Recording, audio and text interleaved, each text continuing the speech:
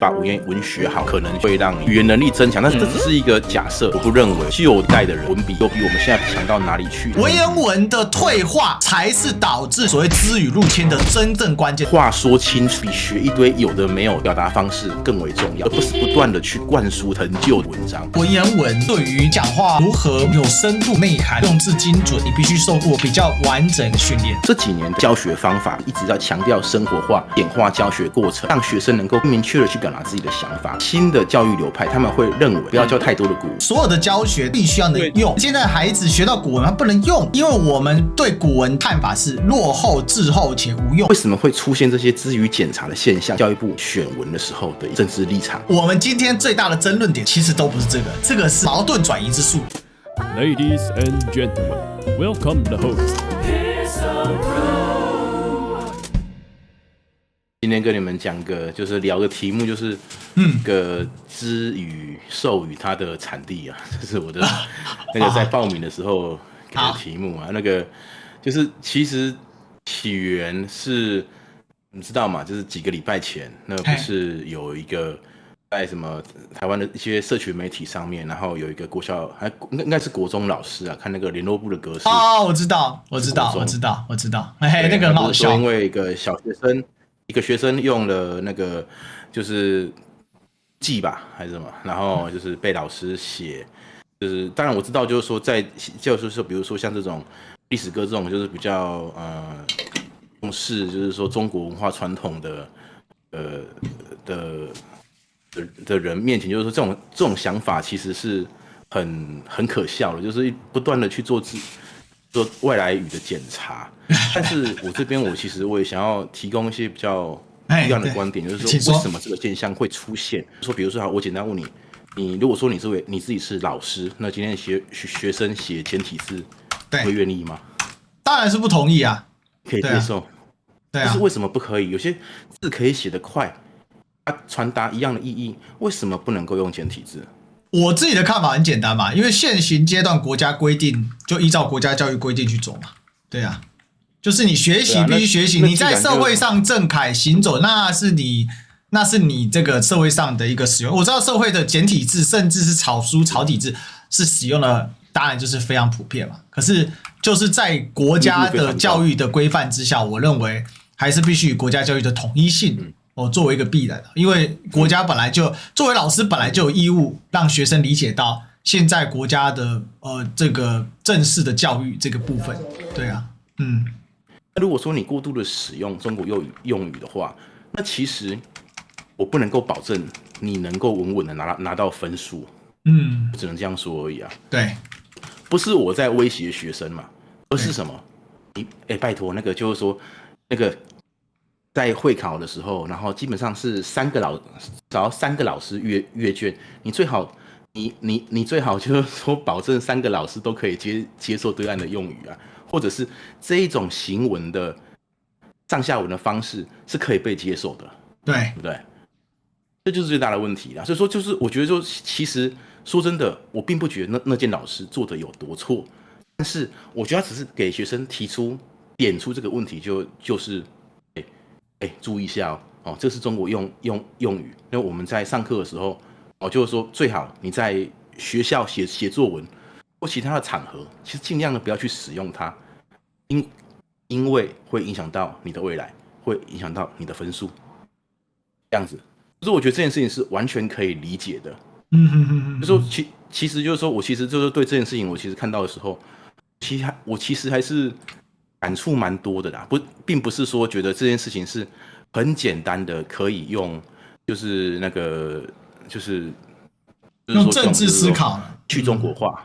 对，这样去把它简化了，就是说这个同样的事情啊，就是也影响到，就是说我们的国文课本的选文啊，对不对？就比如说，就是像一些比较台派的国文老师，他们就会很强调，就是说，那我们现在的国文课本的选文要怎么选呢？那基本上这也是我说一句实话，这并不是民进党搞出来，这其实是国民党时代就是说建立起来的一个制度的关系，什么呢？就是不选对岸的文章基本上1949年之后，对岸的文章都是不选的。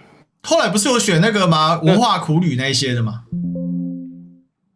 那是少数嘛，但基本上不选。我刚才讲就是基本上不选啊，对不对？那其实就是说，在学中文，当然就是说，从学中文的角度来说，那我会觉得就是说，当然你就是你还真的弱水三千，只取一瓢饮。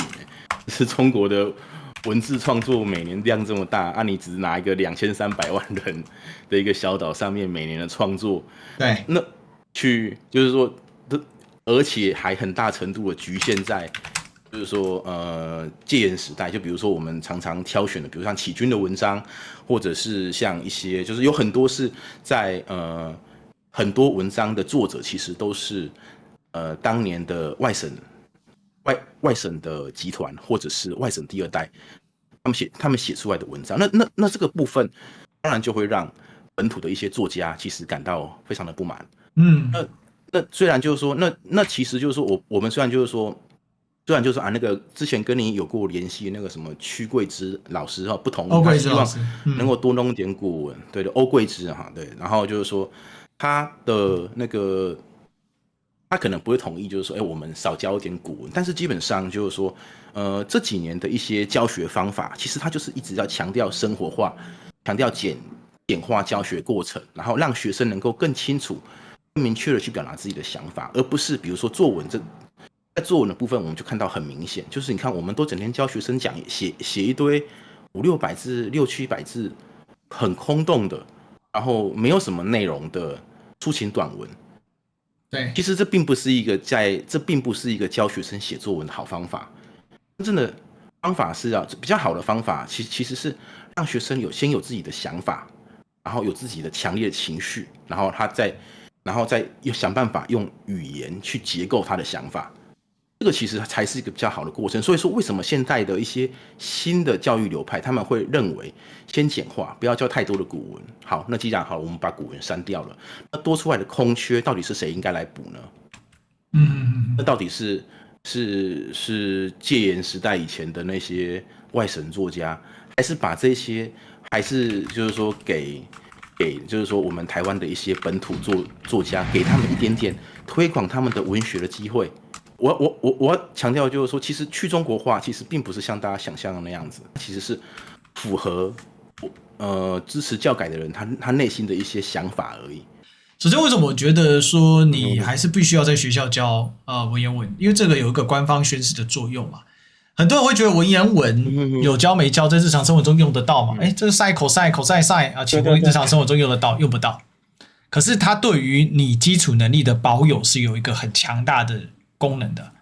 我们今天讲话如何有深度、有内涵，如何用字精准，它基本上你必须受过比较完整而严格的，说实在的，进阶一点的训练。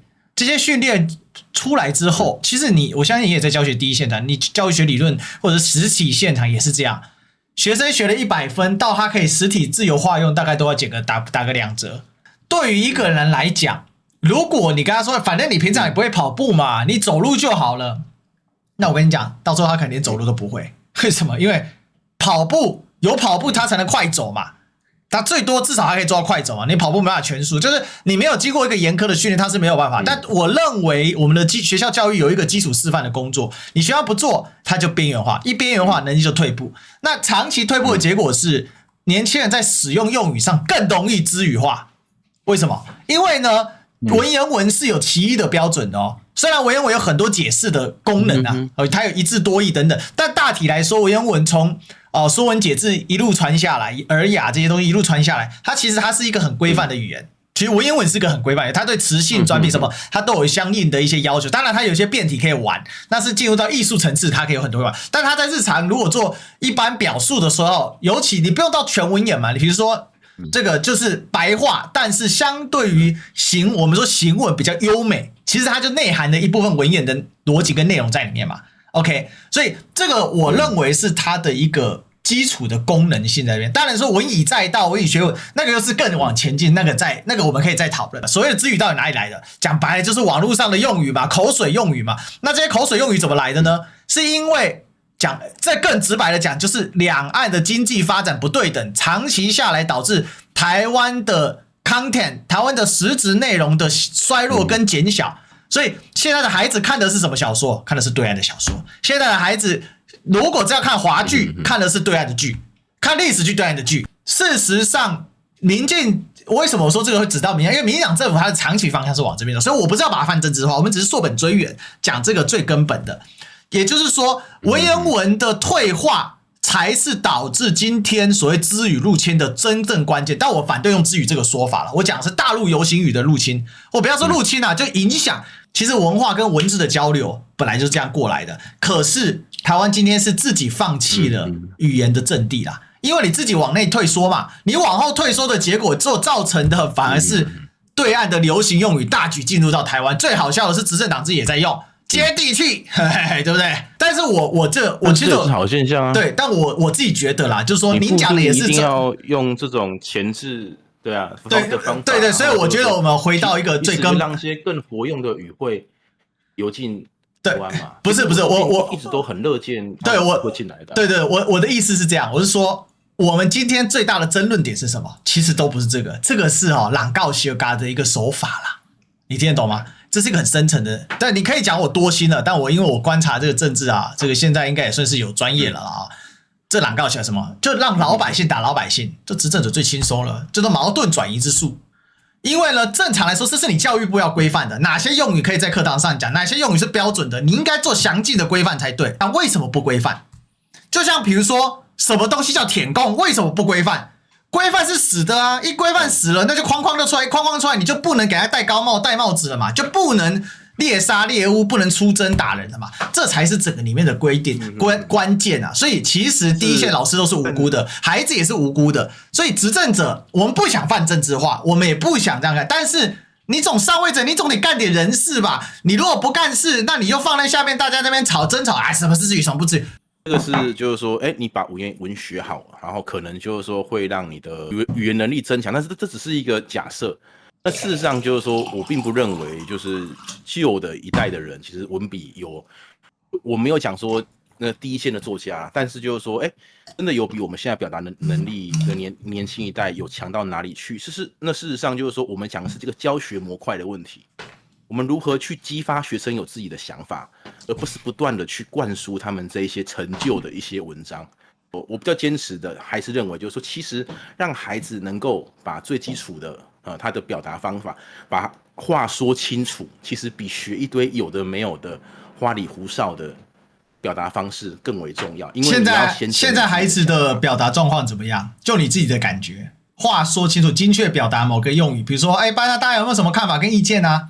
大部分的孩子有办法很精确的描述他具体陈述他的想法。这个部分其实在国中国小阶段，当然就是说一开始你会觉得稍微滞后，因为他没办法就是一生下就是说在很小的时候就跟你知乎者也有的没有的，但是进入到高中进入到大学之后，其实这个落差会随着他们阅读经验的增加，还有他们学习到的理论知识不断的充实的结果之后，然后不断的加强。所以说事实上并不是像很多人讲的，就是我一定要学古文，我才能够有把自己的想法表达。不，这我觉得这个我们太扁平化教学这东西。我相信你第一线教学你也很清楚，教学是个立体，非常立体，而且它其实是个四维的东西，也就是所有的教学它必须要能用。所以其实现在孩子学到古文他不能用的原因是什么？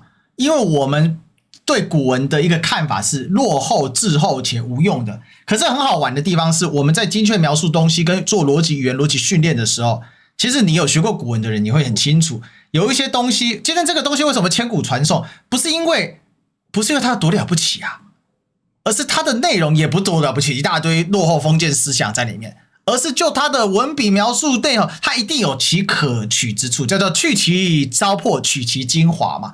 其实我们学这个东西，还有描述的内容，有一些东西，你看英文是一个啰里吧嗦的语言，我必须这么讲，你去翻译就知道了，因为写一大串才能表达中文很短的意思。